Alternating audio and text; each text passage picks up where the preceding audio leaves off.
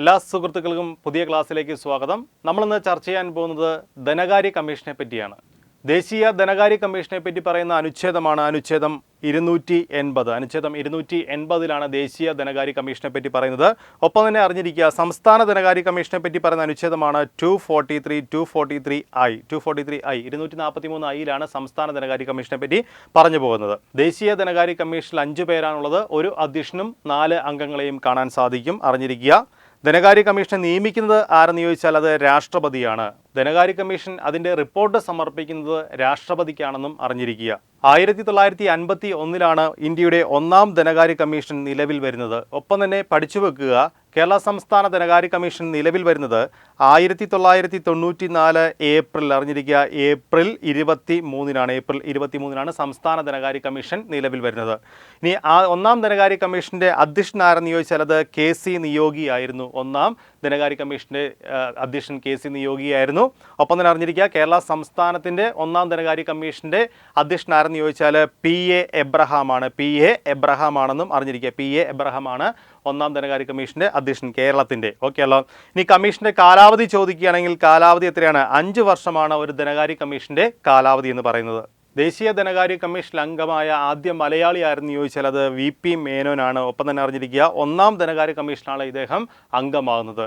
ഒപ്പം തന്നെ മറ്റൊരു കാര്യം പറയുകയാണെങ്കിൽ കമ്മീഷനിൽ മെമ്പർ സെക്രട്ടറിയായ ആദ്യ മലയാളി അത് PC മാത്യു ആണ്. മാറിപ്പോരുത്. കമ്മീഷനിൽ മെമ്പർ സെക്രട്ടറിയായ ആദ്യ മലയാളി ആരെന്ന് ചോദിച്ചാൽ അത് PC മാത്യു ആണ്. ഏത് കമ്മീഷൻ എന്ന് വെച്ചാൽ 4ാമത്തെ ധനകാര്യ കമ്മീഷനാണ് PC മാത്യു സെക്രട്ടറി ആകുന്നത്.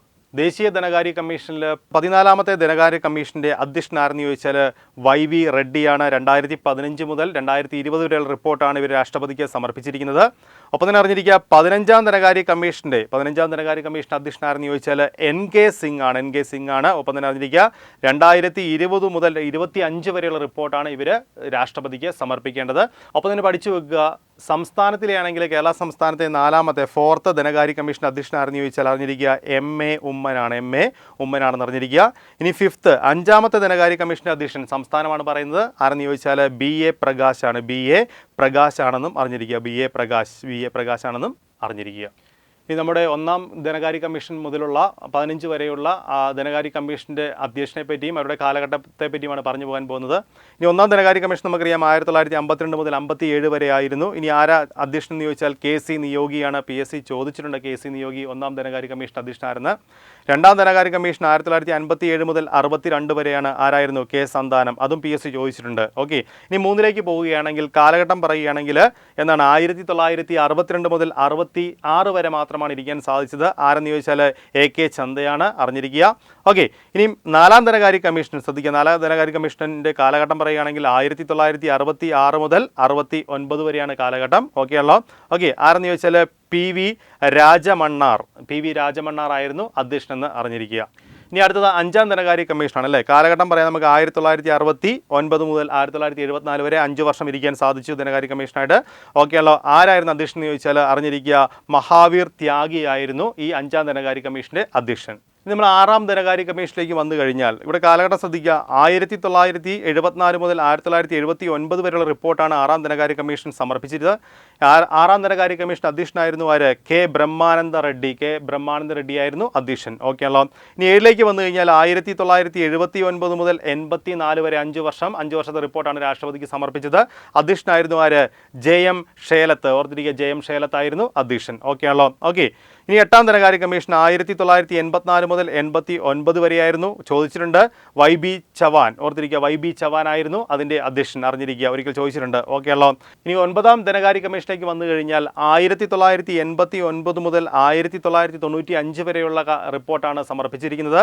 ആരെന്ന് ചോദിച്ചാൽ അറിഞ്ഞിരിക്കുക, NKP സാൽവെയാണെന്നും അറിഞ്ഞിരിക്കുക. ഓക്കെ ആണല്ലോ. 1995 മുതൽ 2000 വരെയാണ്. ആര്? KC പന്താണ്.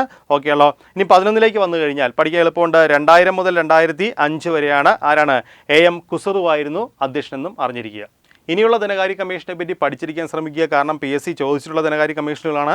അതിൽ 12ാം ധനകാര്യ കമ്മീഷൻ 2005 മുതൽ 2010 വരെയാണ്. ആര്? നമുക്കറിയാലോ ആരാണ്? C രംഗരാജനായിരുന്നു അതിൻ്റെ അധ്യക്ഷൻ. 12ാം ധനകാര്യ കമ്മീഷൻ അധ്യക്ഷൻ. 13ലേക്ക് വന്നാൽ PSC ഒരുപാട് തവണ ചോദിച്ചാണ് 13 അല്ലെ. 13ാം ധനകാര്യ കമ്മീഷൻ്റെ കാലഘട്ടം നമുക്കറിയാം 2010 മുതൽ 2015 വരെയുള്ള റിപ്പോർട്ടാണ് രാഷ്ട്രപതിക്ക് സമർപ്പിച്ചിരിക്കുന്നത്. ആരായിരുന്നു?